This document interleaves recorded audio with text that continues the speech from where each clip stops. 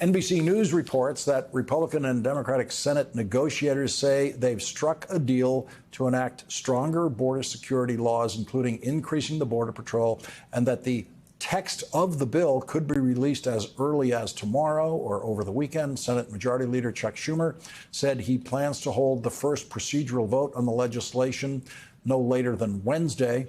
The Republican Speaker of the House, Mike Johnson, has already said that the Senate bill would be dead on arrival in the House of Representatives without reading a single word of the bill. Speaker Johnson said he conferred with Donald Trump, who does not want the bill to be passed because Donald Trump doesn't want President Biden to get any credit for strengthening border security. Donald Trump is thrilled to be blamed for attempting to kill the bill in the Senate and possibly already having killed the bill in the House of Representatives. They're blaming it on me. I said, that's okay. Please blame it on me. Please. Okay, we will. If Donald Trump were to win the presidency, and I don't think he will, he could not possibly sign a new border security law until the end of February of next year at the very earliest.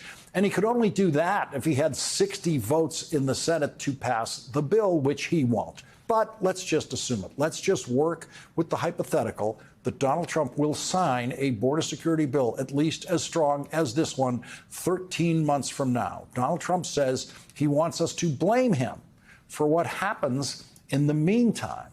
According to Donald Trump, that means blame him for killing 300,000 people. The drug cartels are waging war on America, and we will destroy those cartels. We have to destroy. You know, it's war. I believe we're losing 300,000. Not, you know, they say 91,000. That's not 91,000. 300,000 people a year, I believe, are lost to drugs pouring into our country. That's worse than a war, okay? That's worse than a war. Okay, so that's Donald Trump saying 300,000 people have to die for me, Donald Trump, so that I can beat Joe Biden in the Electoral College. There's more.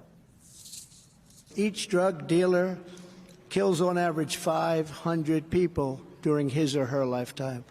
Drugs are pouring in. The drug cartels are waging war on America, and we will destroy the cartels. You have no choice. That's an army. That's an army. They're trying to destroy our country, and they will destroy our country. We are a nation where fentanyl and other forms of illegal drugs are easier to get than groceries to feed our beautiful families. Okay, well, I, for one, know where to get groceries, and I have no idea how to get fentanyl. I've never seen it. I don't want any. Donald Trump is saying drugs are pouring in, the drug cartels are waging war in America, and we have to let them continue to wage war in America for another 13 months. That would be like President Roosevelt saying we have to let the Japanese military continue to attack the United States for 13 months after Pearl Harbor without us doing a thing about it. That's what Donald Trump wants. And according to Donald Trump, it's not just the drugs. You see millions of people coming into our country and totally unchecked from jails, from mental institutions, terrorists. Terrorists are pouring in unchecked from all over the world.